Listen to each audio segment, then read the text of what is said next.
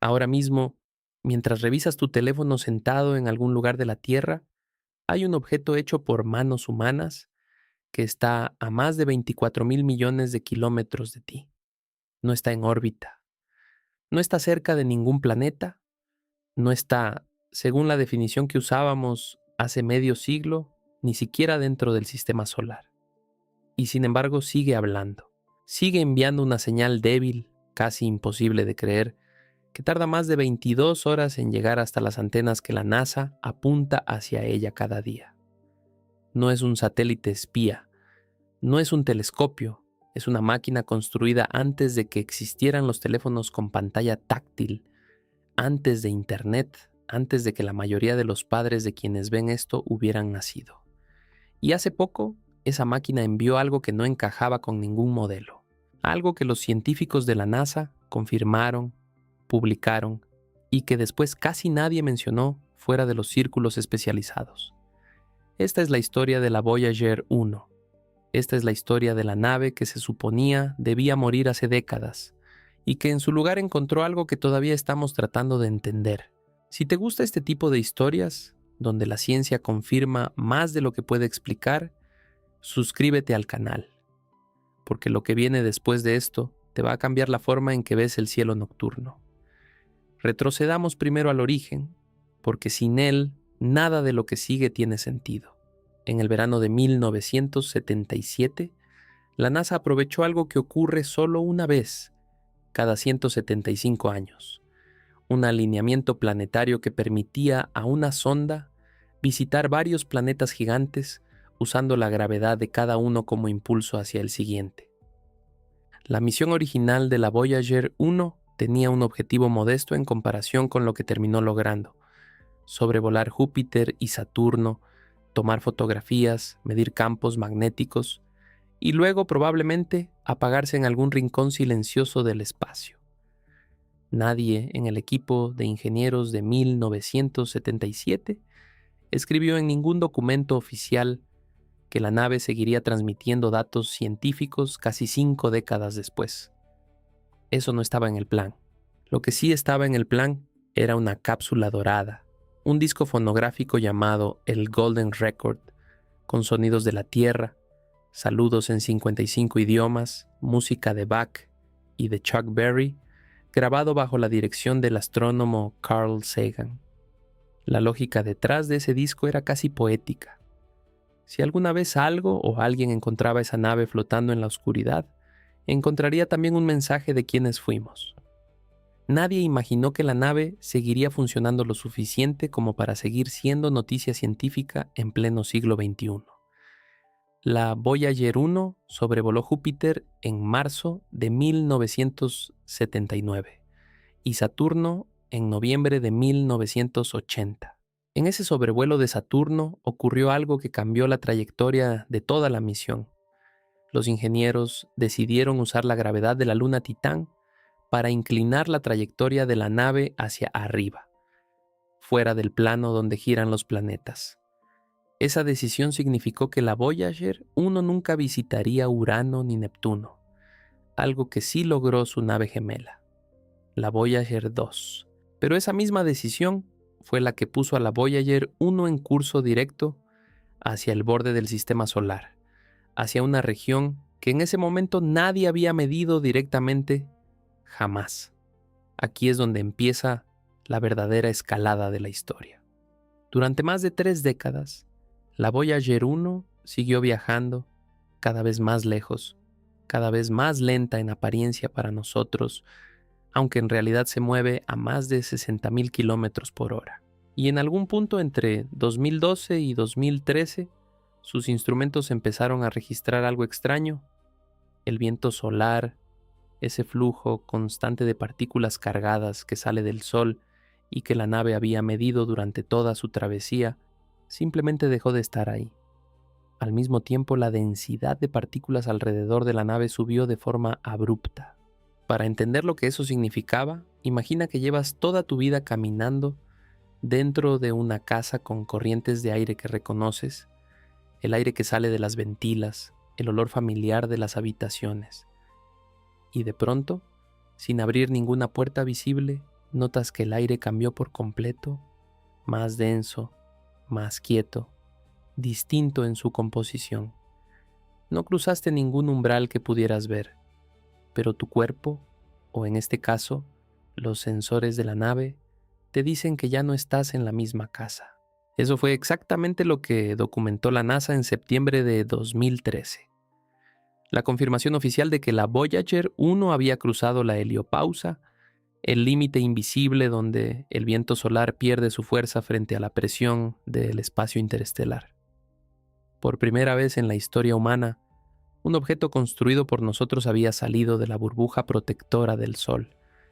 Los modelos científicos de la época predecían cómo debía verse esa transición. Se esperaba una caída gradual en la densidad de partículas del viento solar y un aumento más bien discreto en la señal del medio interestelar, algo que tomaría meses en estabilizarse conforme la nave se alejara. Lo que los instrumentos de plasma de la Voyager 1 registraron en cambio fue distinto. La densidad del plasma en el espacio recién cruzado resultó ser notablemente más alta de lo que anticipaban los modelos previos, basados en observaciones indirectas como las de la misión IBEX, el explorador de límites interestelares de la NASA, que mide este entorno desde la órbita terrestre sin cruzarlo jamás. La Voyager 1, en otras palabras, no solo confirmó que existía un borde, reveló que ese borde y lo que hay justo después de él se comporta de una manera que los modelos anteriores no predijeron con exactitud. Detente un segundo y piensa en esto. La única forma en que la humanidad pudo corregir su propio modelo teórico del espacio interestelar fue enviando literalmente una máquina hasta allá, porque ninguna ecuación bastaba. Antes de seguir con la ciencia, hay un desvío que vale la pena tomar, porque ayuda a Tao a entender por qué esta historia importa más allá de los datos. A bordo de la Voyager 1 viaja ese disco dorado del que hablamos antes. Contiene, entre otras cosas, el latido de un corazón humano, el sonido de una madre besando a su hijo y un mensaje grabado por entonces el presidente de Estados Unidos, además de uno del entonces secretario general de las Naciones Unidas. Carl Sagan y su equipo, incluyendo a la escritora Anne Druyan, seleccionaron cada sonido sabiendo que las probabilidades de que alguna civilización extraterrestre encontrara físicamente la nave eran casi nulas. La Voyager 1 tardaría más de 30.000 años solo en acercarse a la distancia de la estrella más próxima en su trayectoria actual y ni siquiera pasará cerca de ella. Y sin embargo lo construyeron con el mismo cuidado que si la probabilidad fuera del 100%. Ese gesto, dedicar tanto esfuerzo a un mensaje que probablemente nadie nunca reciba, dice algo sobre nosotros que ningún instrumento científico puede medir. La necesidad humana de dejar constancia, de decir aquí estuvimos, incluso frente al silencio casi seguro del espacio. Esa misma nave que lleva ese mensaje es la que ahora nos está enseñando algo nuevo sobre el universo que la rodea. Pero esto no era ni la mitad de la historia. Lo que viene ahora es todavía más extraño, porque no se trata solo de que la Voyager 1 cruzó un límite. Se trata de lo que siguió pasando después, y de un dato que la mayoría del público nunca conoció. Volvamos a la ciencia, porque hay un segundo hallazgo, menos conocido que el cruce de la heliopausa, que ocurrió años después y que pocos medios cubrieron con la profundidad que merecía. En 2022, un equipo de investigadores que analiza los datos del instrumento de ondas de plasma de la Voyager 1, el mismo instrumento que sigue funcionando después de casi 5 décadas, publicó un análisis que mostraba algo inesperado.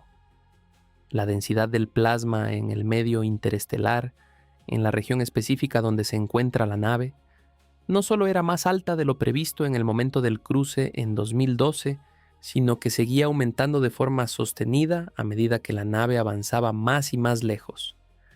Es decir, no fue un pico aislado producto del cruce del límite, sino una tendencia continua. Para un instrumento diseñado en los años 70 con la tecnología de esa época, detectar y transmitir con precisión suficiente para sostener esa conclusión durante una década es, en sí mismo, un logro técnico que rara vez se menciona cuando se habla de la Voyager 1. Aquí conviene poner el hallazgo en contexto comparativo. La Voyager 2, la nave gemela lanzada semanas antes que la Voyager 1, pero que tomó una ruta distinta a través del sistema solar, cruzó su propia heliopausa en noviembre de 2018, 6 años después que su gemela, y en una región diferente del espacio. Cuando los científicos compararon los datos de ambas naves, encontraron algo curioso. Aunque las dos cruzaron hacia el medio interestelar, las condiciones que registraron no eran idénticas. La Voyager 2 encontró una transición algo distinta en su perfil de densidad y temperatura, lo que sugiere que la heliopausa no es una esfera perfectamente uniforme, sino una frontera con forma irregular, posiblemente más parecida a una gota alargada que a una burbuja simétrica, empujada de manera desigual por el viento interestelar de la galaxia. Ese detalle, que solo pudo confirmarse teniendo dos naves distintas cruzando en momentos y lugares distintos, es exactamente el tipo de dato que ninguna misión orbital como IBEX puede entregar por sí sola, porque IBEX observa el límite desde lejos, de forma indirecta, mientras que las Voyager lo atraviesan y lo sienten literalmente en sus sensores. Esto nos lleva al segundo giro científico de esta historia, uno que compite directamente con la primera explicación simple.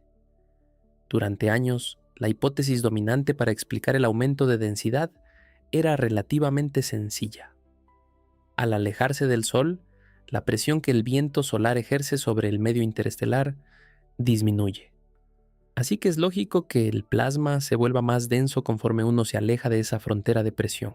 Pero el aumento sostenido y superior a lo esperado que se observó llevó a otro grupo de investigadores a proponer una segunda hipótesis, que la Voyager 1 podría estar atravesando una región del medio interestelar local con una estructura de densidad propia, posiblemente relacionada con los restos de una supernova antigua que habría moldeado esa parte de la galaxia hace miles de años, dejando bolsas de gas más denso de lo típico.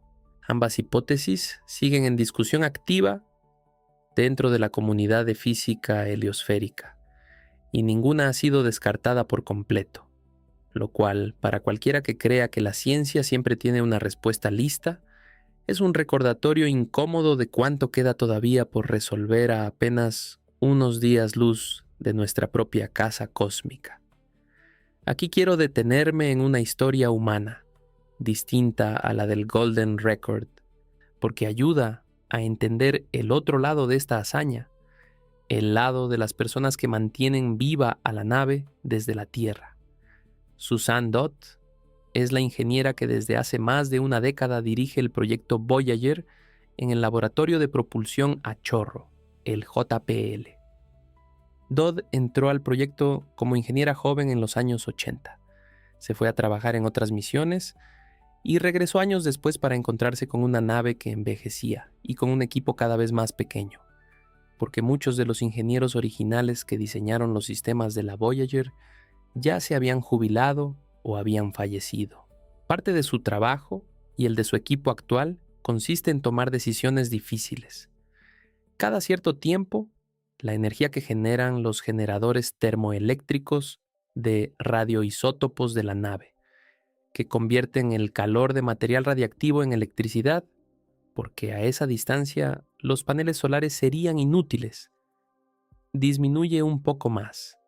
Y cuando eso pasa, alguien en la Tierra tiene que decidir qué instrumento apagar para siempre, sabiendo que jamás volverá a encenderse. En 2024, el equipo tuvo que tomar exactamente esa decisión con uno de los instrumentos científicos de la nave, sacrificándolo para estirar la vida útil del resto. No es una decisión técnica cualquiera. Es, en cierto sentido, decidir qué parte de los sentidos de esta nave centenaria en años humanos va a quedarse ciega antes que las demás. ¿Qué significa todo esto para la ciencia en un sentido más amplio? Significa que buena parte de lo que hoy sabemos, con certeza real y no especulativa, sobre cómo se ve y se comporta el espacio justo afuera de la protección del Sol, depende de datos que ninguna otra misión ha podido replicar todavía.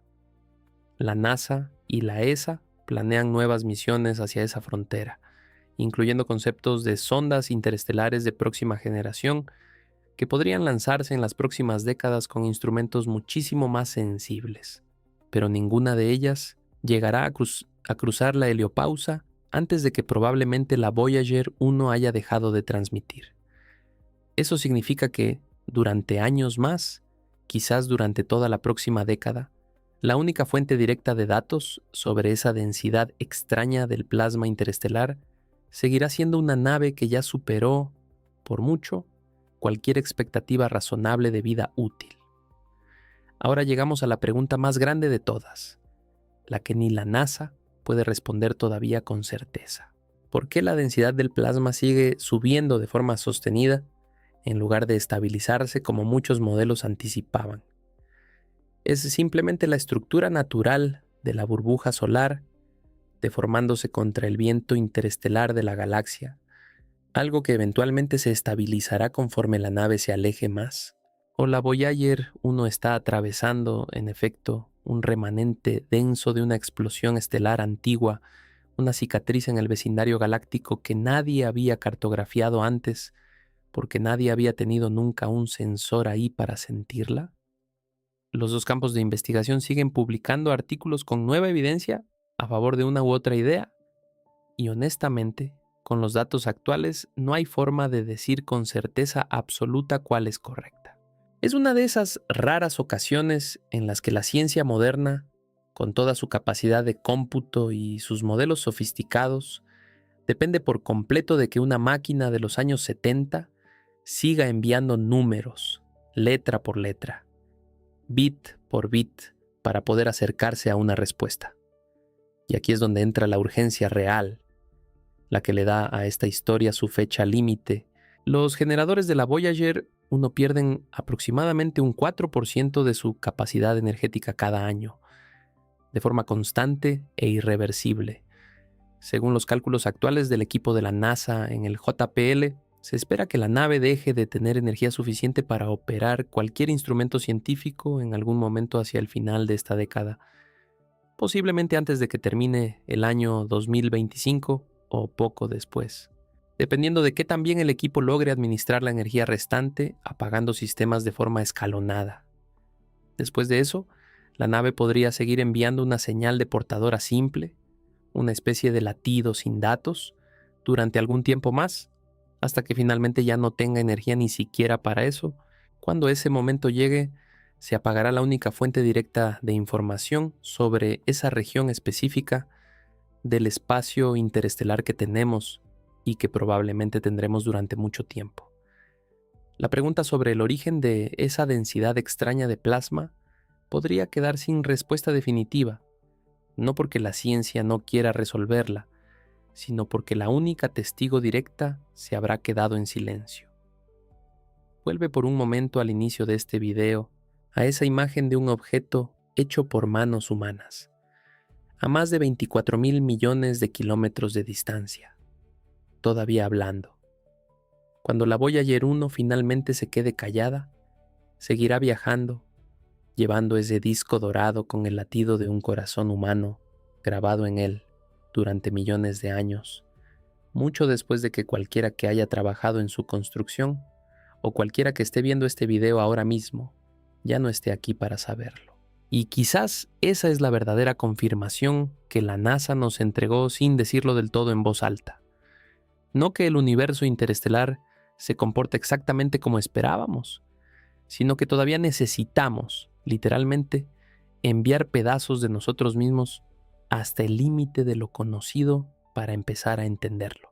¿Qué crees tú que encontrará esa nave, o lo que quede de su señal cuando finalmente se quede en silencio? Si esta historia te dejó pensando, cuéntame en los comentarios qué te parece más inquietante: que la densidad del espacio interestelar siga siendo un misterio activo, o que dependamos de una máquina de casi 50 años para resolverlo. Suscríbete, activa la campana de notificaciones y comparte este video con alguien que también necesite mirar el cielo con otros ojos esta noche. Hasta el próximo video.